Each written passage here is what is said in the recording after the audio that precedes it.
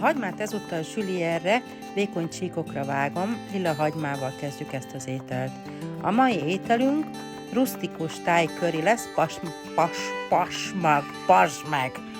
Szóval akkor még egyszer, rusztikus tájköri baszmati rizssel, csak sikerül.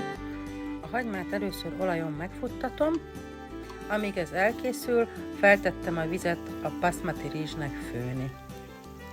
A baszmati rizst eredetileg só nélkül készítik, de én tettem ezúttal bele egy kis sót. Ezután veszem elő a piros currypasztát. A piros currypaszta egy előre elkészített fűszerkeverék, összetevői a piros csili, gyömbér, galgánt, fokhagyma, citromfű és kaffir lime-levél. A chili egy anyagcserefokozó fűszer, amiben kapszaicin található, ez a fő hatóanyaga. Csípőségért felelős és gyógyhatásáért például fájdalomcsillapításért. Ezen kívül anyagcsere és fogyásserkentő, fájdalomcsillapításra, gyulladás csökkentésre használjuk. Következő összetevőnket, a kókusztejet teszem most a megpirított currypasztára.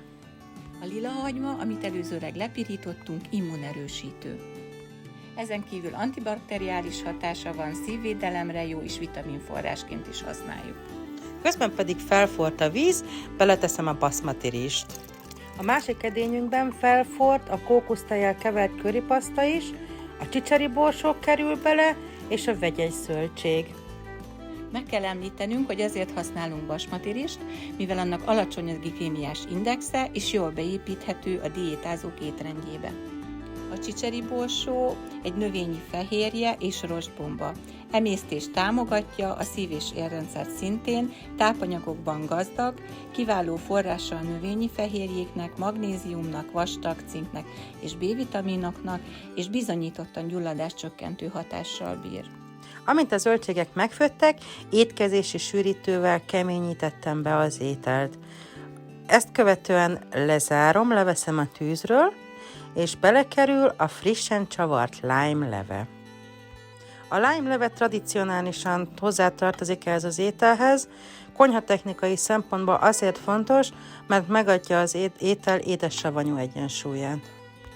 A lime nem csak ízesítő, hanem egy vitaminbomba is. Immunerősítő, nagyon hasznos a sejtvédelemben, a szív- és érrendszernek, a bőrnek és a felszívódásnak. Reméljük, hogy tetszett a recept, készítsétek el mindenképpen. Következő recepttel jövünk 2 hét múlva.